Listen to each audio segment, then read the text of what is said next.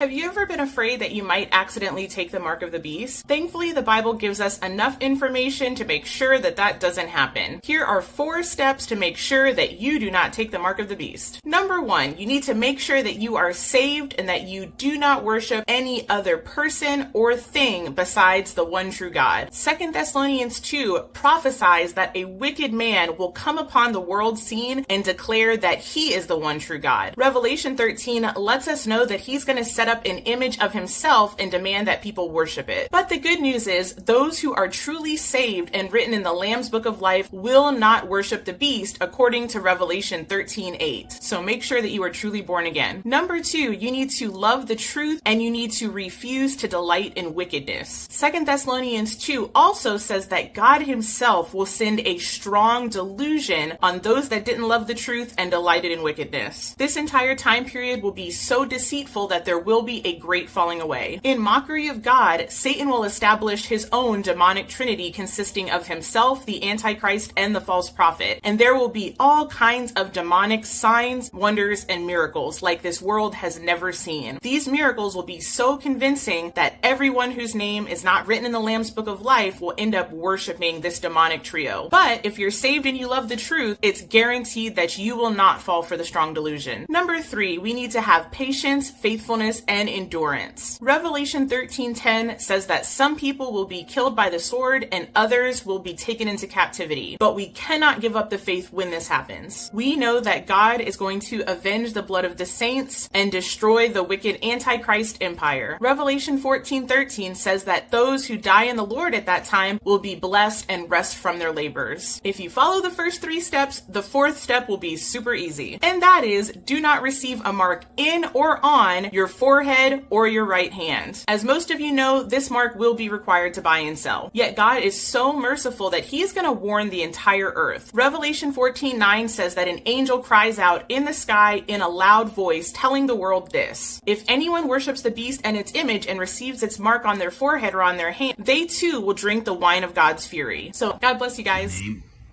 It's not too important. We're gonna hear some beep. What I'm about to tell you, it's extremely important. I'm one of the first people to get a Neuralink implant in my skull. If you guys can see and don't really know what a Neuralink is, it's kind of like an electronic chip from Elon Musk embedded in your skull. At first it was kind of like a Fitbit, kept track of vital signs, stuff that was going on in my body. Eventually it's gotten to a point where I can move a mouse without even touching a computer. I can connect, I can download, I can transfer information. I'm not the only person that has one of these now, and now we can communicate. This is what's going to happen for the rest of the world. Eventually, this technology will be, maybe not in you, your kids, your grandkids. This is what's coming next. Welcome to the year 2025. Have fun. Let me show y'all this. It is starting. Y'all want to see something? Watch this. We'll put this on the side and then You're seeing the mark in its earliest stages. You're going to have to take the mark if you want to be able to buy or sell. Check this out. It's already in place, guys.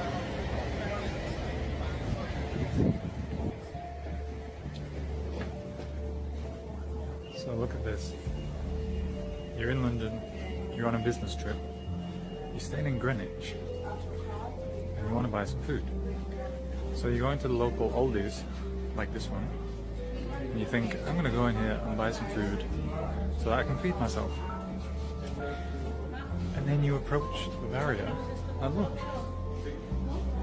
you can't even get in the shop without having a QR code to scan here or to scan here. So the system's already in place. What do you guys think? The Bible does talk about it in the book of Revelation.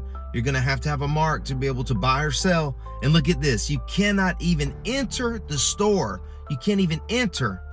So what do you guys think? Do you think that this is the precursor? Amazon is trying to muscle its way into your digital wallet. Amazon is ramping up its contactless payment system nationwide that works by scanning the palm of your hand right there. Kit Doe takes it for a test drive. So the new payment systems have been rolling out across the country for the past year. Finally, here in the Bay Area, we get our very first one, and it launched this morning. You really gotta hand it to Amazon. Will you be paying with your palm today? For trying to put the future of payments right in the palm of your, you know. Right there, perfect. It's called Amazon One, a new contactless payment system that launched for the first time in Northern California at their store in Santana Row. To sign up, first insert a credit card and then hold your hand over the special camera. It'll scan the lines, ridges, and even pattern of veins inside your hand. The algorithm then creates a unique palm signature. The whole process takes about a minute. And you can just hold your hand right over it? Tommy Alas was the first person in the Bay Area to sign up. What'd you think? I think it was really cool, very convenient form of payment, just quick and easy.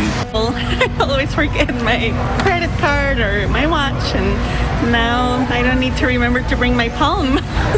If anyone can get this popular, it'll be Amazon. Ian Scher with CNET says all signs point to this new technology as being safe and reliable.